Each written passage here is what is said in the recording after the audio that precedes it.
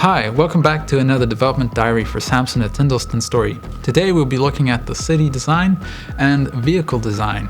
My name is Piotr Kopsz, I'm a concept artist at Liquid Swords, and I'll be taking you through the city. So one of the toughest challenges in designing the city as an artist was finding the balance between the gameplay and the visuals in the city, because we're at the same time trying to make a city that you subconsciously can understand as a consumer, that you've experienced on the day-to-day life, but at the same time we want to make an engaging game. Enjoy the nap. We had multiple strategies to achieve that, one of which was to make sure that the metrics that we were using were established early on, that we set them in stone, that we wouldn't end up changing them later down the line.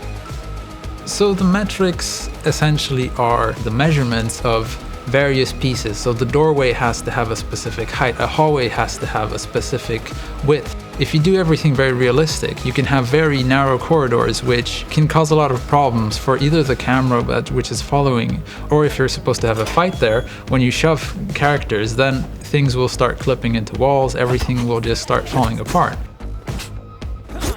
We were heavily inspired by northeastern American cities from the 90s, so New York, Philadelphia. We had a lot of photos from the era which were amazing, which had a lot of character, which really set the tone for the project.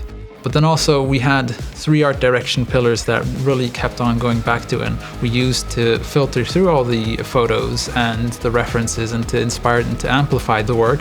And those were statement, violence, and parasiticism. Statement was all about big, bold splashes, essentially having a big mural on a wall about the city.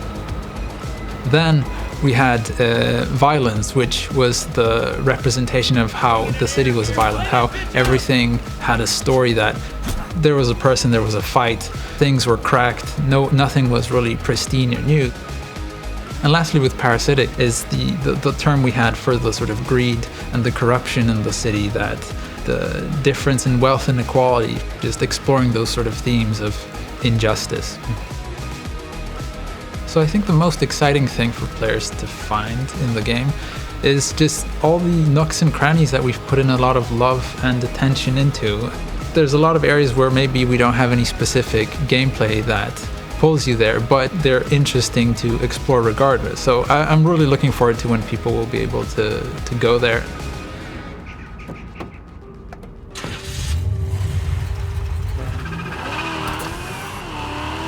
My name is Damian Księżypolski, and I'm a vehicle artist here at Liquid Swords. So when we started the project, we had to look at cars that were pretty common in like the 90s, but we had to take a look at what cars were active 10, maybe 15 years ago. And we had to take inspirations from those kind of eras to make that fit into both the narrative and the aesthetics of the city. We can take a lot of inspirations from existing cars, but the cars in their design is mostly ours now. And we had quite a lot of liberty when it came to that. Because if we were working on real brands, we wouldn't have any type of freedom. There's a lot of challenge that comes with the freedom, because you need to stay true to what people have seen or can relate to when they look at these cars. They can't look at a car and go like, oh, that looks weird. But we want them to look at the cars and go like, oh, I kind of recognize that. The one car that actually went through a very dramatic transformation was Samson's car. We had settled at first at a standard 4-door sedan. It felt too everyday, your average Joe who just sat in his car driving to work. And that did not fit him as a person at all. And eventually we were like, I think it's time for us to do a proper car for Samson. There was no hassle working with that car.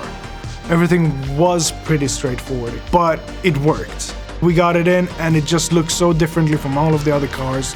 It has attitude. It's definitely the magnum opus. I own these streets. All cars deform differently, especially throughout the ages. All we knew was that we kind of wanted a little bit of mayhem, and we wanted these brutal takedowns. We wanted you to have the car as a tool. And that was a lot of work between me and our VFX guy, Oscar. He was the one that uplifted the whole thing, that made it so much more impactful. So when you smash a car, they start to tumble, they go full James Bond mode. When we got that first big roll and they flew into a pillar, that's when we knew that we got it.